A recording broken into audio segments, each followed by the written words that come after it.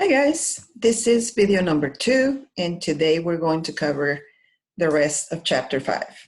And our main concern today is to explain what happens when we add a substituent to benzene and then we want to do other substitution reactions on it. Let me explain what I mean by that. When you attach a substituent to a benzene ring, that substituent can change the way that the ring behaves towards further substitution. For example, a substituent can make the benzene ring react faster or slower than a plain benzene ring.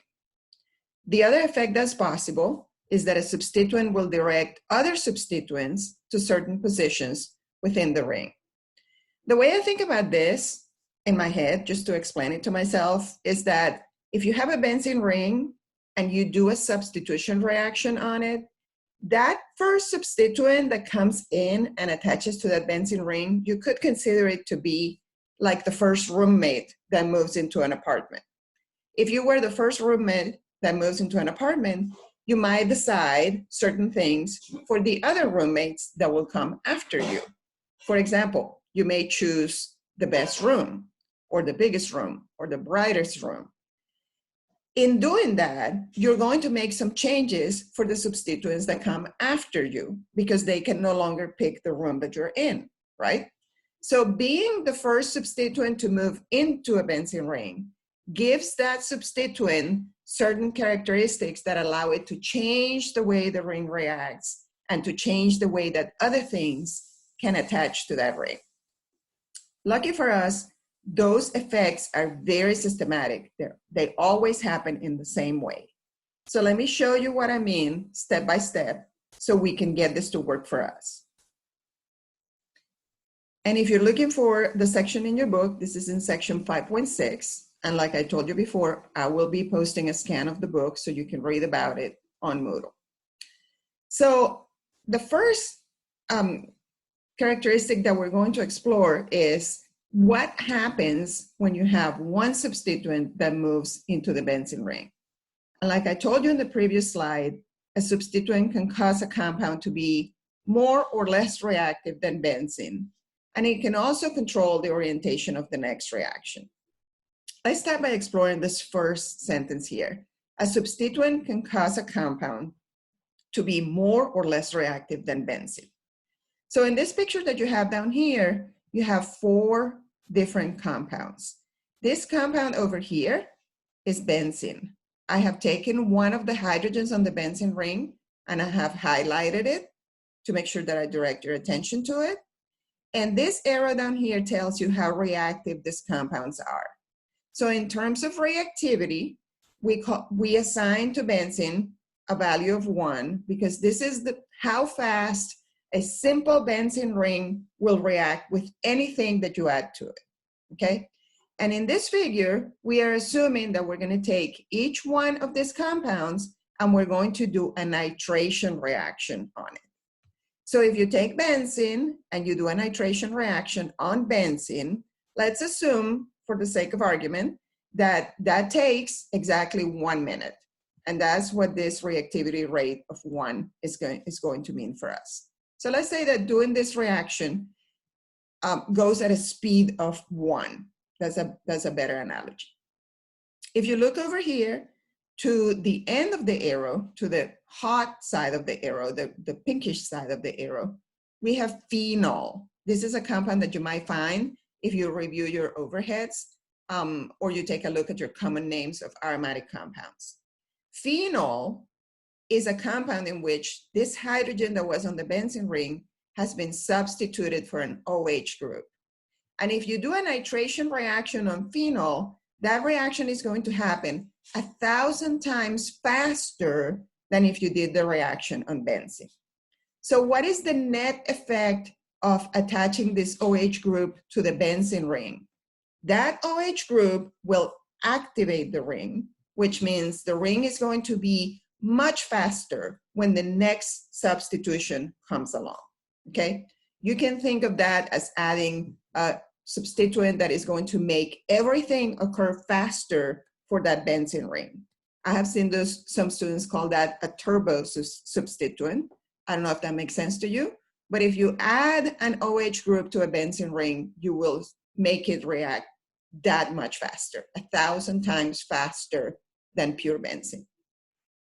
On the other hand, on the other side of this arrow, you have these other substituents, a chloro substituent or a nitro substituent. If you put a chloro substituent on a benzene ring, you will slow down its rate of reaction, okay? Instead of reacting at a rate of 1, it's gonna react at a rate of 0.03. So much slower than the plain benzene ring.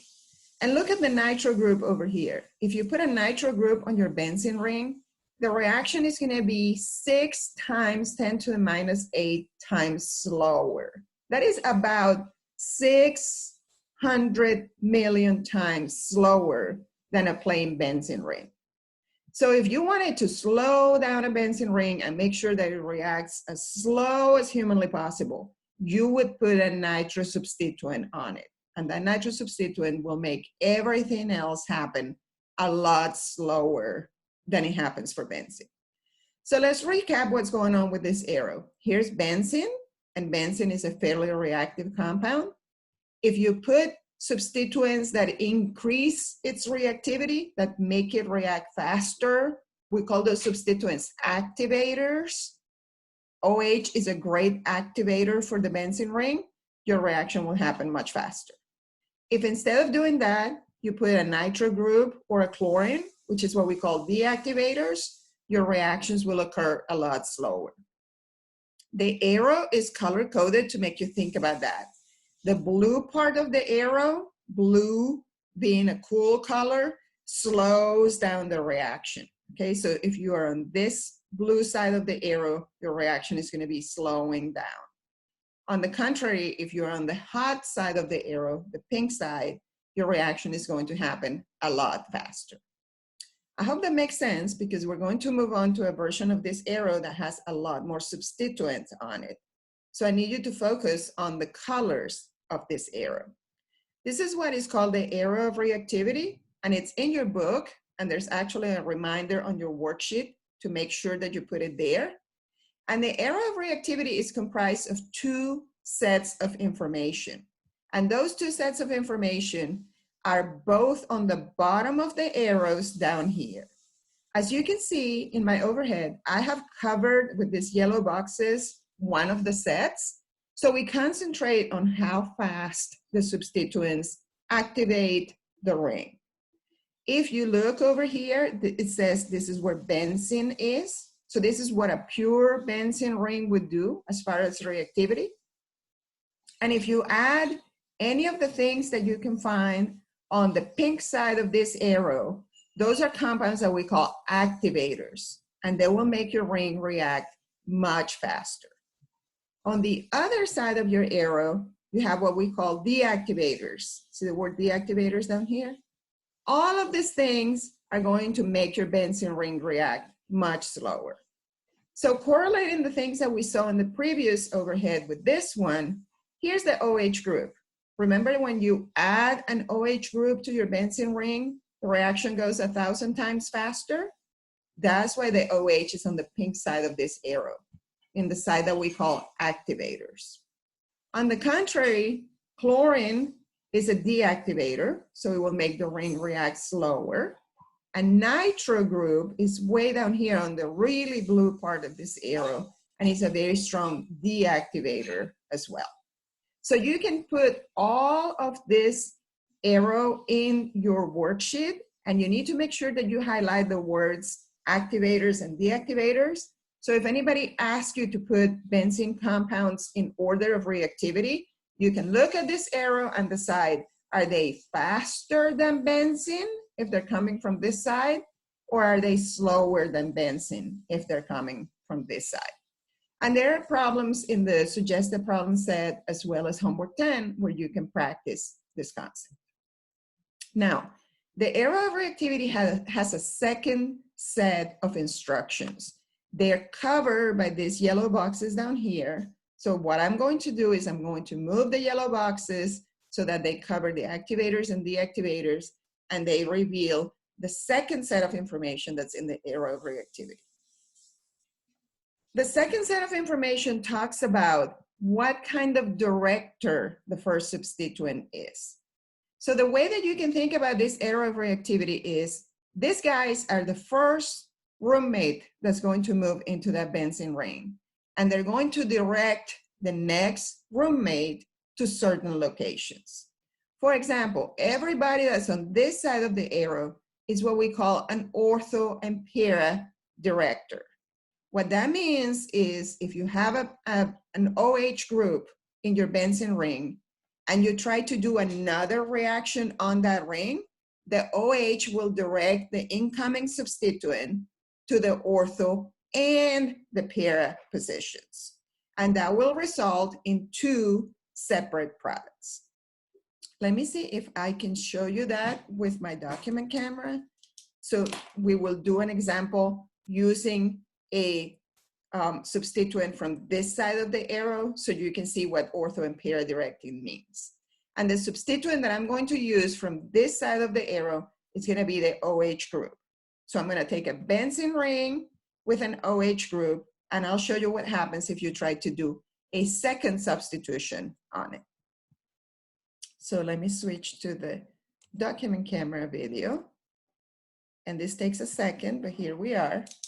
And this is what I promised you guys that we were going to do. We're going to start a reaction with a benzene ring that has an OH substituent on it. This is what we call phenol. You might remember that name from the first worksheet that we used for chapter 5. Now, let's say that we want to do another reaction on this compound that already has a substituent on it. OH is the kind of substituent that is called an ortho and para director. And what that means is that this OH group is going to direct the other incoming substituents towards its ortho and para positions. I'm going to highlight the ortho position, and I'm going to highlight the para position. Those are the positions where the next substituent that comes in can actually go. And I'm going to add as our next incoming substituent a nitro group. So I'm going to do a nitration reaction, which you can find in video number 1. And the net result of the nitration reaction is we're going to add NO2 to this ring. We can only add that NO2 in one of the places that is highlighted because the OH substituent is an ortho and para director. So you will get two different products. The first product is going to be your ortho product. I'm going to leave the OH exactly what it was. And I'm going to put a nitro group on ortho, okay? So this compound here is called ortho nitro phenol. And as you can see, I have put the nitro group in one of the positions that were activated by the OH group. There is another product of that reaction, and that other product is the one where you put the substituent in the para position. And that product looks like this. And we're going to put the nitro group right here. So that is para with respect to the OH. And the name of this compound is para nitro phenol. I know that some of you are looking at this compound and you can see that it has two ortho positions. Remember that these two positions are equivalent. If you put the NO2 group here, that is equivalent to putting it here. So this substitution and this substitution, they both give you the same product, which is called ortho nitro phenol. I know that this is a lot of information, but the more that we practice our problem sets, the better off we're going to be. It's very important to use your arrow of reactivity, and the sooner you can put that arrow of reactivity onto your worksheet, the better off you're going to be. Okay, I'm gonna go back to the arrow of reactivity here just for a second to make sure that you're all with me on this. If we look at OH, which is the substituent that we just used, You will see here on the bottom of the arrow of reactivity that it is an ortho and para director. And that's the reason why we expect to find two products when we do another reaction on a ring that has an OH attached to it. It takes a minute for the arrow of reactivity to click, but once it does, you will be doing these problems all by yourselves. So we use the arrow of reactivity to predict the products that we can make, and that's called a synthesis problem.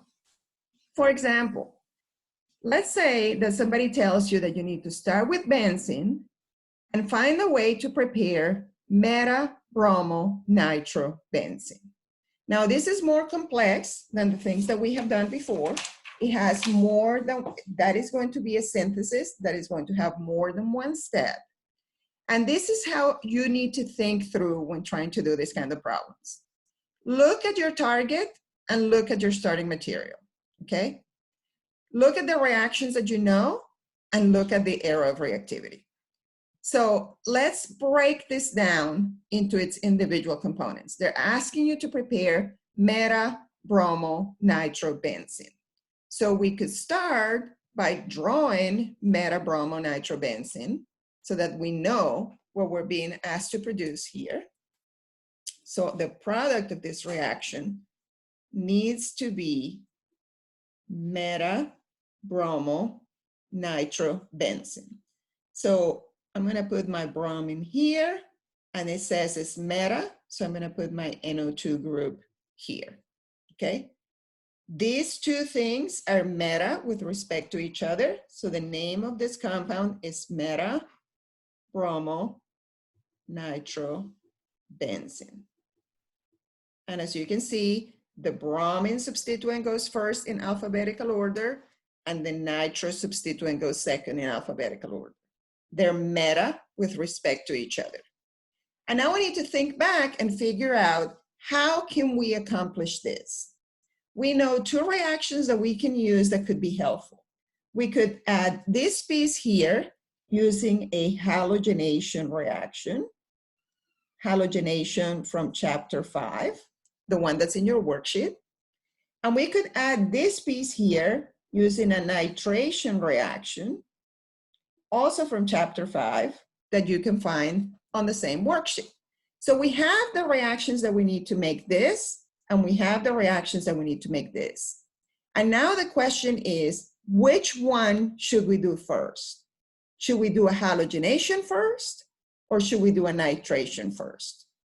So keep in mind that we're trying to produce a product in which the substituents are meta with respect to each other, okay? Our substituents are in meta positions with respect to each other. So let's go take a look at the arrow of reactivity and see what it tells us about which one of those substituents needs to come in first, okay? We're trying to produce meta-bromo-nitrobenzene. Who needs to come in first? So let's examine the bromine substituent first. If we start with benzene and we put a bromine on it, the bromine is what is called an ortho and para director. What that means is if we put the bromine first, we will direct the next incoming substituent to ortho and para. That is not what we want. Our intention is to make a meta compound. So let's take a look at what happens if we put the NO2 group first. Here's the NO2 group. What kind of director is the NO2 group? It is a meta director. What that means is if we do our nitration reaction first, it will direct the first substituent to meta, and then it will direct the next incoming substituent to the meta position. So let me do that for you on the overhead camera so you can see what we're trying to accomplish here. Let me stop this for a second. And here is our document camera. So, question mark, should we put the bromine first? Bromine is an ortho and para director. So we shouldn't put the bromine in first. Second question, should we put the nitro group first? The nitro group is what we call a meta director. So that would be an easy way to complete this reaction. Do the nitration first, then do the bromination. So keeping that in mind, we're going to start on this side with a benzene ring, like they told us to do in the problem. And we're going to put this nitro group on first. How do we put a nitro group on a benzene ring? We do a nitration reaction. And you guys can find this in your worksheet that you filled with video 1. If you put nitric acid and sulfuric acid in the presence of benzene, that will give you, as a result, the addition of a nitro group. I'm putting the nitro group in this position. Notice that you could put it anywhere within that benzene ring. Now we have a nitro group, and the nitro group is what we have called a meta director. That means the nitro group is going to activate the meta positions on that ring for the next substituent to come in. Who should be the next substituent if we're trying to make bromonitrobenzene? The next substituent should be a bromine atom, and we add that using the halogenation reaction. The conditions for that are Br2 and FeBr3. Iron tribromide is our catalyst down here. If you add bromine in the presence of the catalyst to this compound that you have here, the only place where that bromine can go is either here or here, which are the two meta positions on that nitrobenzene ring, and that will give you the product that you're looking for. Practice at home and do it in the opposite order and see what happens. And you will see that if you start by doing the bromination reaction first, you will not get to this product that is shown to you here. So you have to be strategic when doing synthesis reactions, and you have to make sure that you can accomplish and get to the product that you might be looking for. That is the end of our coverage of chapter 5. I will open a homework for you to take a look at. It's going to be homework number 10, and that homework is going to be due next Tuesday by 4 o'clock. Please make sure that you take a look at that homework and that you let me know any questions you might have. I am here to help you with all of those questions. See you guys later.